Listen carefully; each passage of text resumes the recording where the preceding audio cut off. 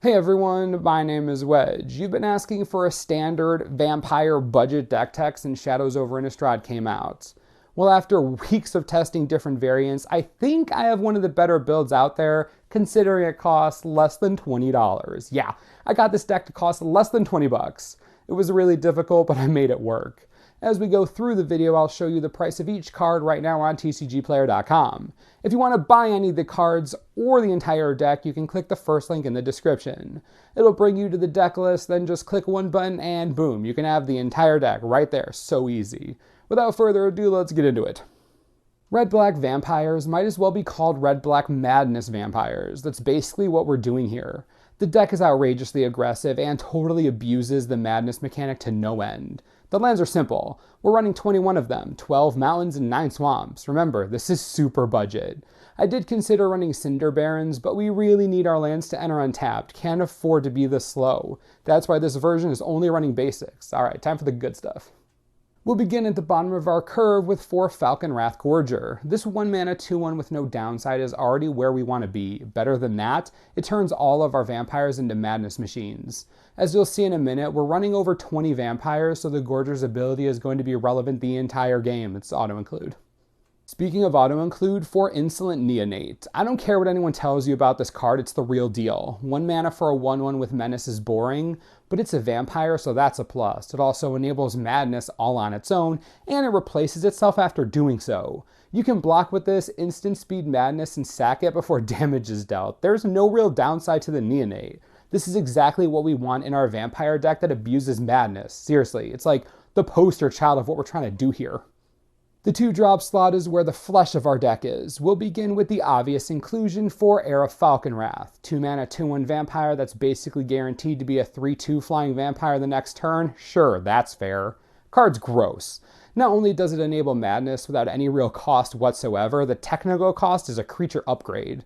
Most decks have no way of dealing with a 3/2 flyer on turn 3. It's just not a thing. Enable madness, beats in quick, is a vampire, 3 for 3, moving on. Our next 4 of is Ravenous Bloodseeker. A lot of players underestimate this card in constructed play, but they don't see the value here. We're talking about a 1/3 that gets a sick power boost whenever it enables Madness. You can even enable Madness on your opponent's turn too if you need to. The Bloodseeker is one of our main Madness enablers, as it can keep enabling turn after turn. Neonate dies to enable, air flips. Bloodseeker sticks around. It's why it's a 4 of, too reliable to say no. We're running 3 Asylum Visitor. This is where a lot of vampire builds separate. Some people hate the Visitor, some like it, I love it.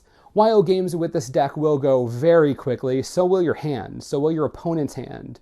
After all, if they aren't casting spells or committing something to the board, they're just dead. Your deck requires a reaction. The more they react, the closer you get the Asylum goodness. Sometimes it might end up being dead, but worst case scenario, you're still hanging on to a 3/1 vampire for 2 mana, and it has madness. I've had a lot of success with this card in games. It refuels and helps you win, just trust me. Our last 2-drop is Olivia's Bloodsworn, 2 mana for a 2/1 vampire with flying. That's already not bad. We don't care that it can't block. What makes it super good is that last ability.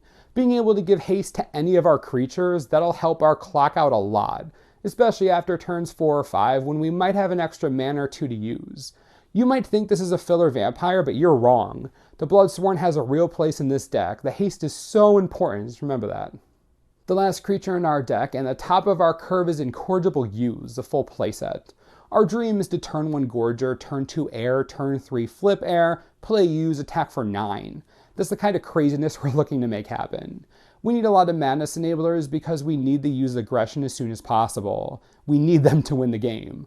Our creatures are great, but they're relatively tiny. The youths, not so tiny. They barrel. We need them to barrel all the time. One of the best cards in the deck for sure. That's going to do it for the 26 creatures we're running. That leaves us with 13 non-creature cards. Probably more than you thought. Well, 7 of those are burn spells. We're running 4 Fiery Temper and 3 Lightning Axe. Fiery Temper is Lightning Bolt in this deck, it just is.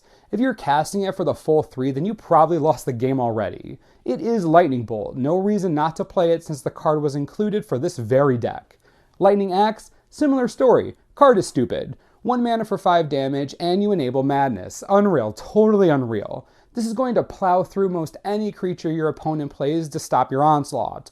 Rex Avacyn right quick, same thing with Archangel of Ties. There isn't much the axe doesn't hit that you care about. These burn spells let you get through your opponent's defenses and win the game. Easy choices. We're also running 3 Tormenting Voice. While I was testing the deck, I tested it with 0, 2, 3, and 4 of this card. Tormenting Voice is just too good at catching you back up in a game to cut completely. You don't want it all the time, but when you want it, you really want it. 3 of them gives us a good chance of drawing it, but not so good that we draw a bunch of them early. Some may be against their inclusion, but I promise you the card filtering Add Madness enabling is exactly what you want, especially if you need to catch up on cards. The last 3 cards in the deck, and the 3 cards that bring this entire deck together, Stensia Masquerade. That's right. This draft powerhouse is great and constructed, who knew? You're running 26 vampires. 26! Giving them all first strike when they're attacking seems good. They get counters when they get through, even better. This is a dream card for the Madness Vampires deck. Best part, you can combat trick it in. It has Madness itself, so good. With all the creature-based strategies running around, you can't tell me that auto first strike isn't good. It's great, it's game-ending. It makes Asylum Visitor a nightmare to deal with, makes Heir to the Night a win condition all by itself. It turns everything you have into huge threats over the long game. This requires an answer every time. If they don't have the answer, they lose. It's that simple.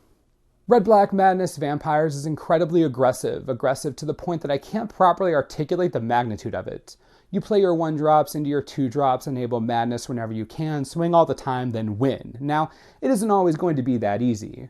Remember that you have a lot of value in Madness. If you need to wait a turn to get full value off a discard effect on your Lightning Axe, wait the turn if you can. It's about tempo. You want to be using your triggers when you can. If you have to cast Incorrigible Use for 5 because you were too anxious and used Tormenting Voice a turn too early, well, that's on you. Bad idea, just a few things to think about. Okay, a few different directions you can go with this deck from here. If you don't think Incorrigible Use is an effective top end, Mind Rack Demon and Gold Knight Castigator are both very strong. If you play the Demon, add some Evolving Wilds to your deck for Delirium. If you play the Angel, don't worry about the downside, you're an aggro deck. Your opponent is going to be on the defensive, not you. Look at the Angel as a 4/5 for 4 with haste. That's what she is 99% of the time. If you think your curve needs to be higher, these are your 2 best options for some fast damage and low cost.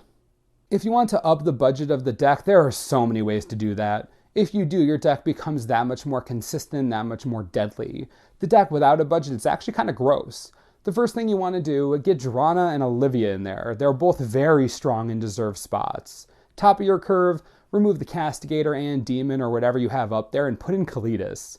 To make room for all this, take out a few Incorrigible Use, maybe 1 or 2.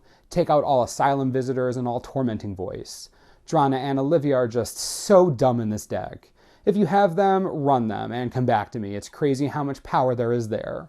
All that's left after that, lands. Foreboding Ruins and Smoldering Marsh, run playsets. Mana reliability is definitely a thing. You don't have that kind of luxury in the budget version, but in the non-budget version, these lands are very important. Run them.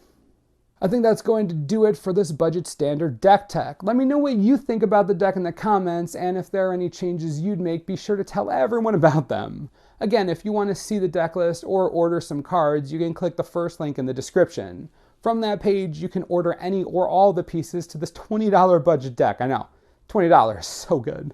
Anyways, be sure to subscribe for the latest and most reliable Magic the Gathering information you could ever need. This is the Mana Source. I'm Wedge. Thanks for watching. We'll see you next time.